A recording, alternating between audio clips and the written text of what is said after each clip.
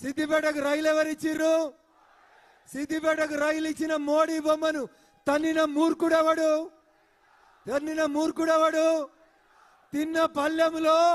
తిన్న పల్లెల్లో మలమూత్ర విసర్జన చేసిన మూర్ఖుడు ఎవడంటే ఎవడు?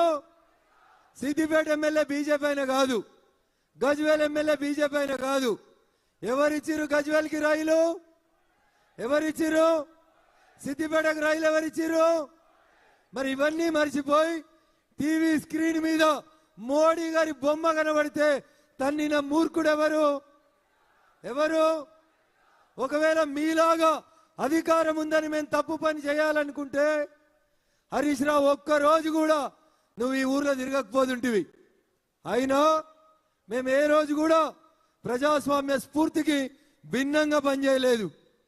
ఒకవేళ హరీష్ రావు మీద సిద్దిపేట వాళ్ళకు ప్రేమ ఉంటే మొన్న 2023లో నవంబర్ డిసెంబర్లో రిజల్ట్ వచ్చినప్పుడు కాంగ్రెస్ పార్టీకి ఒక ఆయన పోటీ చేసిండు, పూజల హరికృష్ణ అని. 20,000 రాలే తమ్మునికి, ఓడిపోయిండు పాపం.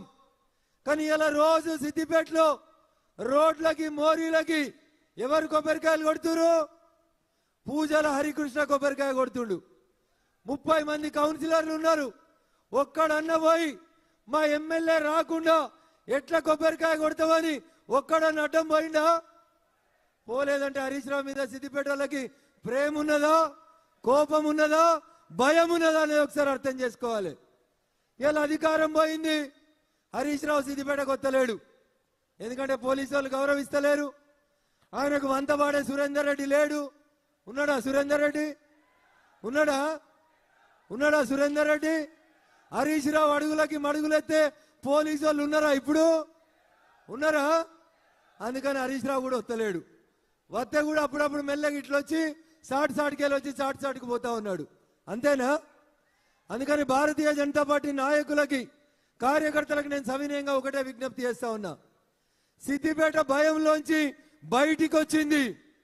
సిద్దిపేట ఇయ్యలో 40 ఏళ్లుగా 1985లో చంద్రశేఖరరావు గెలిచిన నాటి నుంచి ఇయ్యాలటి దాకా ఒకటే కుటుంబం సిద్దిపేటను దోసుకుంటే ఆ సిద్దిపేట ప్రజలు చంద్రశేఖరరావు గారి కుటుంబాన్ని, హరీష్ రావు గారిని వద్దనుకున్నారు. కాబట్టి ఇలా సిద్దిపేట గడ్డ మీద భారతీయ జనతా పార్టీ కోసం ఇంతమంది కార్యకర్తలు వచ్చి నినదించారు అనేది ఒక్కసారి మీరు అందరు కూడా గుర్తుంచుకోవాలి.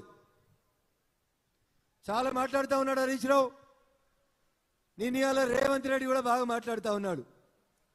గంట కింద కాంగ్రెస్ పార్టీ గాంధీ భవన్ ముంగట